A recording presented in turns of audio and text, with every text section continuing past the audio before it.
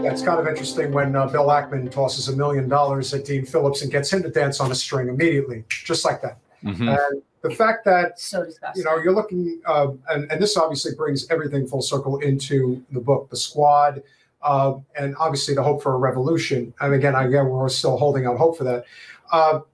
We all were privy to the downright deplorable, and I don't use that word lightly because it gets misused quite often, the language of who I still believe is the Speaker of the Democratic Party, Nancy Pelosi. But the bigger issue as it relates to AOC is the fact that she really is refusing to put herself in harm's way at a time where it's absolutely necessary, in our humble opinion, for her to put herself in harm's way for the sake of... We don't mean physically. Well, yes. Stop saying politically. That. Correct. Politically, correct. Anyway. You cannot stand on the fence on this issue. And I do think that you address a number of those issues in the book related to how, you know, you can't be a halfway revolutionary. If you really want to go for this, you can't vote present. Yeah, you got to make a stand. And right now, when a stand is absolutely necessary, and you're going on the morning shows, Alex, you have the ability and the power to basically say, well, listen, you know what? You know, Joe's going to have to earn our votes. We're not doing X, Y, and Z right now. Instead, she's trying to tout him as this, you know, great person to support right now. It's a really bad look. And she refused to say the word genocide. Like, she really danced around it. And I got to ask you seriously, and here's the thing. I've always been I've never had a problem with her. I complain when anybody votes present. I don't like that. I just think it's stupid. If you're going to do it with Tulsi, you do it with I do it with everybody. But so the thing is, I've always been extremely reasonable and fair with her, just like anybody else. I don't think she should have been held to any higher standard. I think people just put way too much stock in this like iconic thing. But there have been times where I think that she could do better as what I would consider to be somebody on the mission of changing things. And tap dancing around that. I'm assuming you saw that. How do you, like, what do you say about that? Because I know that you have relationship with them and you've always been able to give them, you know, coverage, and it's been fairly positive, but like, it's not a good look.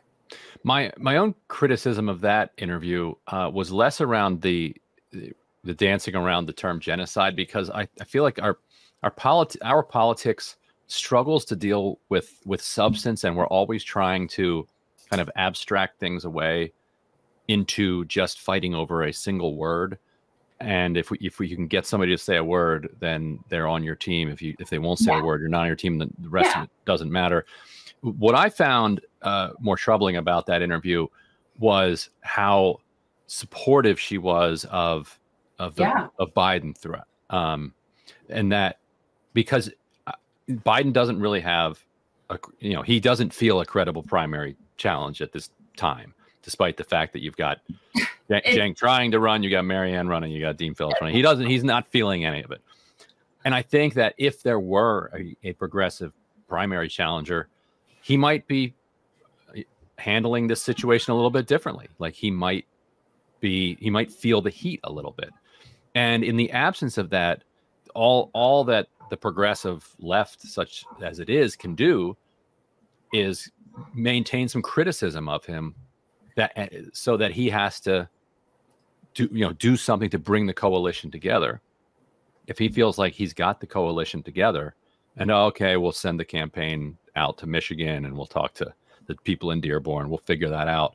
But otherwise, we've kind of got this situation handled. Then he's not going to feel the political pressure that he needs to feel. And so I thought that was the part that it felt like she had made the decision that she's in on the campaign, and she's going to figure out how to message that. And that meanwhile, you've got unconditional support for absolute wholesale mass slaughter. Yeah. You put out a very pointed tweet a little while ago. I'm sure you know what we're talking about. Summer Lee was somebody who barely was able to skate by. The newest member, if you will, of the squad, if we're calling them that. But they really moved heaven and earth. I mean, I think her primary challenger, who was more or less a no-name person at the time back in 2022, got $5 million in corporate money. and she was still thankfully able to hang on. But now you pointed out very precisely, the both of us, we went out to Cleveland to help Nina, and we were canvassing in, I mean, again, Cleveland is a great example of an upper Midwest kind of town where you have the very, very extremely working class part of the inner city.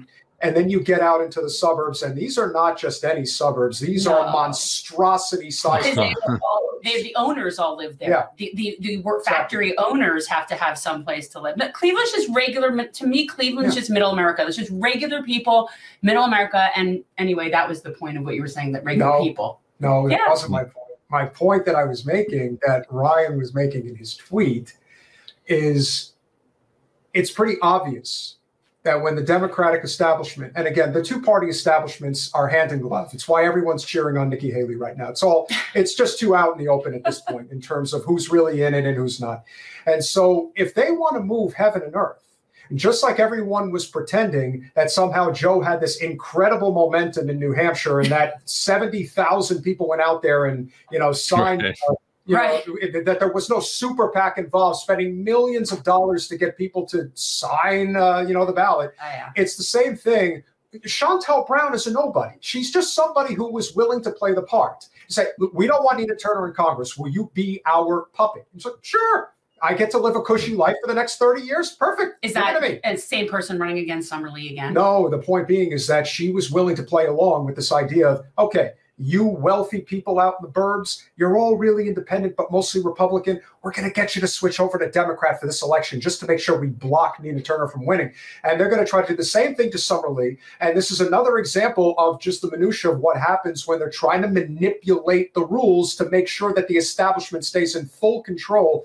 But I'm also getting the impression, and I'm sure you are as well, they're not able to protect this the way that they used to. It's almost you mean APAC? There's too many people that are too hip to the game now. Your thoughts on that? Yeah, we'll see. And I have documented cases of that kind of organizing being done by not just AIPAC, but also organically from pro-Israel voters in the suburbs of Cleveland who very, very successfully, and give credit where it's due, they organized their neighbors. They got everybody involved. They sent out mass emails to everybody and said, look, and the emails were very clear. They were like, this Nina Turner is supported. It said she'll be part of the squad. Nina Turner is endorsed by Ilhan Omar, Rashida Tlaib, and AOC. And that was it. Like, that was the argument that they made. And then they'd say, most of us wouldn't usually vote in this primary, but even if you're a Republican, you can vote, this primary. And overall turnout in the district was, and in these primaries, it's always anemic. I think it was about 17% turnout across the city. In those neighborhoods that organized to bring Republicans and independents to vote against Nina Turner, turnout was pushing 35-40%. And covering elections, like I've seen turnout movement of 10%, 15% from precinct to precinct. To see one area of the city double the turnout rate of other areas of the city is absolutely unprecedented. Cleveland Heights. Shaker Heights and Beechwood. Shaker Heights and Beechwood, yeah. You just never see that, and it's Jen's part of that group. I am not. I'm just kidding. That's a joke. It's a joke. My husband's family is from Beechwood. So they Beechwood organized. Nina Turner lost by 4,000 votes. The margin in just Shaker Heights and Beechwood was like 5,000.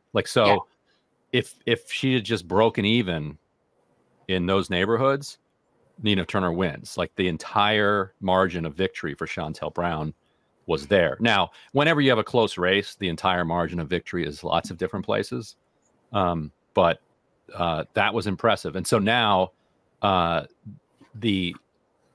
a lot of this was organic, and this was happening during the Gaza war. I think if the last Gaza war, May 2021, I think if the primary had been at a time where there wasn't as much bombing, then the issue's not as hot necessarily. But whenever, like, I was going back and reading some of the AIPAC history, like 1982 is when they really first blew up on the kind of political scene, and that's when they're invading Lebanon, and Ronald Reagan's accusing them of doing a Holocaust, and so they're like, use the word Holocaust. They're really on their back feet. The invasion went poorly. They committed like horrific massacres that had them getting condemned around the world, and in that moment, there's like a stronger urge to organize politically back in campaigns.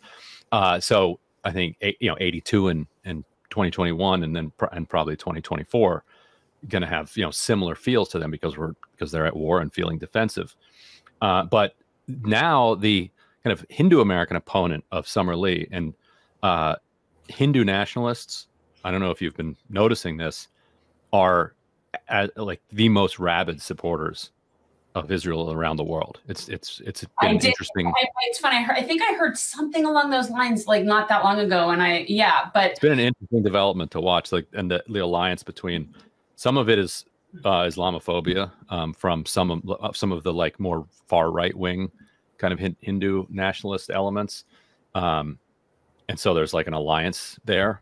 But in anyway, so Kayla Lacey over at The Intercept reported that she's telling her supporters, it's not even organic, it's coming directly from the campaign, go out and get the Republicans and tell them to switch and vote in this upcoming, in the primary in Pennsylvania against Summer Lee. So, and it was close last time. They have that there. They have open primaries. Well, you can re-register. Though, like it's early enough, you can re-register. Okay, but you have to do, like here, you can do it, and I think it's like however many days ahead of time you have to do it, whereas some places you can just show up that day and take the ballot from whichever party you want to take the ballot. And it's so much easier to use it in that capacity. Like here, it's so hard to get people to switch. It really is. I'll look that up while we're talking.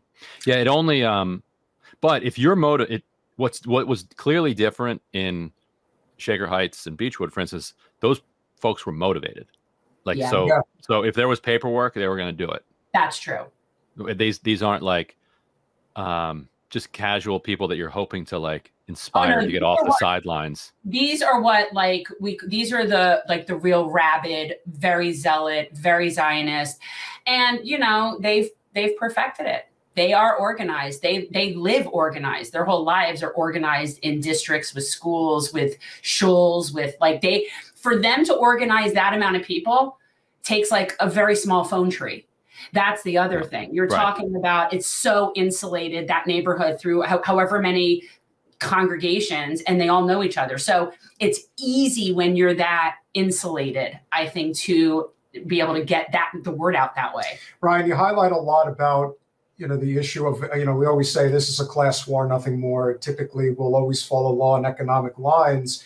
There is a significant portion of the Jewish population that is dead set. In PA, you have to be registered as in the party. So they'll have to start organizing that now. Do it ahead of time. So they had to do, that's impressive. No, in Pennsylvania. In Pennsylvania, they have to do it ahead of time. So we'll see. We'll see if they can pull it off. Sorry, go ahead. No. I was just saying that, because this is such a class war that we're facing, and we talk about, obviously, the significance of what Sean Fain and the UAW has done. I look at a significant portion of how this has played out with the Zionist population of this country. A lot of people in this country that are Zionists, that are going along with what Israel's doing, they're not like people like Jen. They're like people like Bill Ackman. Like they feel right at home being in the upper echelon to society, looking down on everybody else, saying, this isn't, they're just in total denial. Or maybe they're just not in denial. Maybe they just don't care, and they just say that it's not a genocide, or it's, it's. Well, for those people, it's secular. And for those people, it has more to do with the settler colony that is Israel, and more about maintaining that. Whereas versus the people in Beechwood and Shaker Heights, for them, it is much more religious zealotry. So I think it's kind of different. People like, and I don't know Ackman, I don't know him personally, but a lot of times in those circles, it's much more secular Jews and secular Zionists.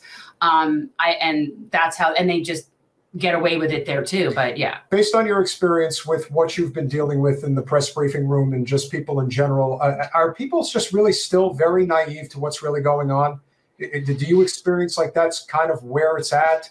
or is it just so hard to wrap your head around what's really happening right now? I mean, Jen, you talk about it all the time, how it's not even the fact that the killings have exceeded. Again, I know they say the numbers are 27,000, but it may be closer to 35,000 at this point. What about the famine? No, it's gonna, the chain of events, even they ceasefire right now. The chain of events that have been in place is you're looking at 1 million dead people. Especially when they say that DC no post-op care, children with amputated limbs, no medicine, no antibiotic.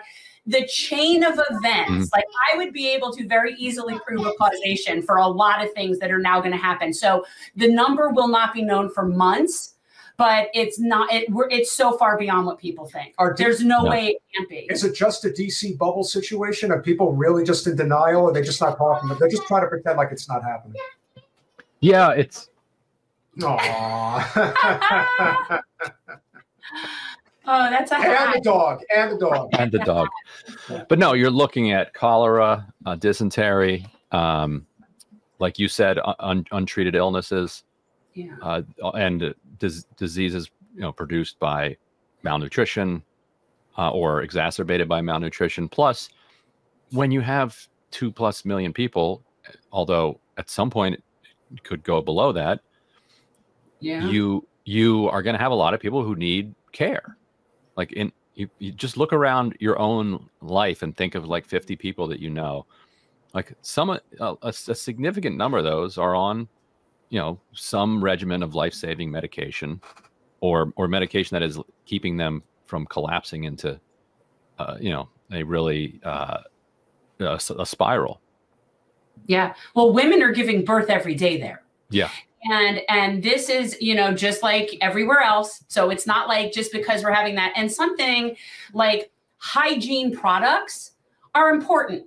I don't think people they have no clean water and no hygiene. So when you're showering, once a month, if you're lucky, and that's, how they're living right now, it's just it's like a, cesspool. Like, I don't see how you get out of this in any other way than with 1 million ultimately dead people. And plus we're living in the middle of the desert and now getting no food. How long does that take?